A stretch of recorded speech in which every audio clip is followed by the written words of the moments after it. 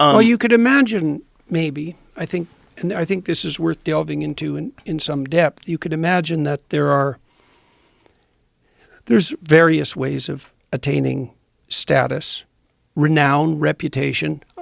Status isn't exactly the right word because reputation is better, because you can have a reputation that you deserve, right? And so people do work for reputation, and all things considered, that's a good thing. Earned reputation. Earned reputation. Earned reputation. Earned valid truly reputation. Unique. Whether Jordan, that guy, that's a unique human being, and that's a real reputation. Right. Yeah, right. kind. Okay. That's so, what people want. Right. Right. And it's also, there isn't anything more valuable that you can have than that. Not even close. This is why, by the way, this is very cool. It's a bit of an aside, but it's worth bringing up.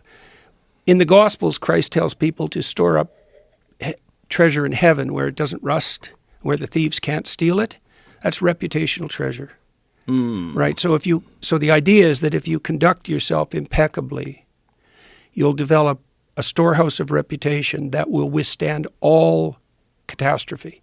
There's no place you can put your wealth that's more effective than that. It's the least violatable place, and that's right. It's right. Right. And so, but the problem is, and this is a really tricky problem, and you're touching on it, is that the reputation game can be gamed. Okay, so when your reputation rises, your serotonin levels rise, and that makes you less sensitive to negative emotion and more sensitive to positive emotion.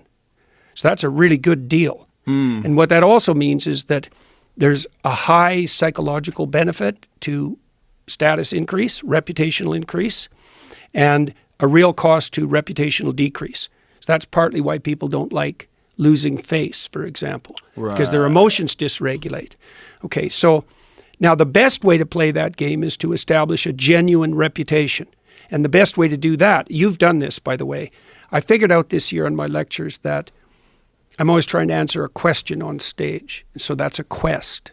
And I'm bringing the audience along on a quest. And it's a real quest because I'm actually trying to figure something out, and I do that in real time. And that's a very different game. That's a very different conversational game than the status battle game. Yes. Right? Because I could come on here, I don't know if it would work, but I could come on here and I could try to show that I was smarter than Joe Rogan. Now, I've watched you, and that's a very difficult thing to pull off. But hypothetically, that could be my aim, and I could play gotcha questions, and I could lead you into places. The problem is that wouldn't work because I'm willing to accept that you're smarter than me.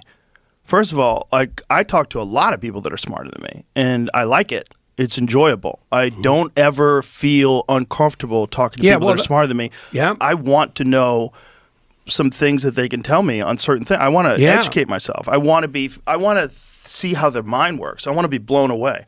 I don't want to compete with them intellectually. There's times in my life where I would have fallen into that trap. Yeah. I think that's what's made. Well, I think that's also what's made you popular and a force for good, is that you are on a quest, and that quest, the consequence of that quest, if undertaken properly, is reputational enhancement.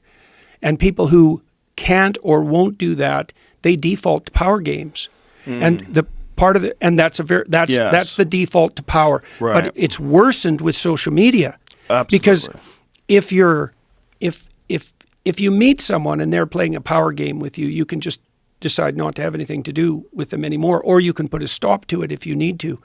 But on social media, you can't, because they're distant from you, and they're often also anonymous. And so they can play power games to enhance their reputational status falsely with no consequences.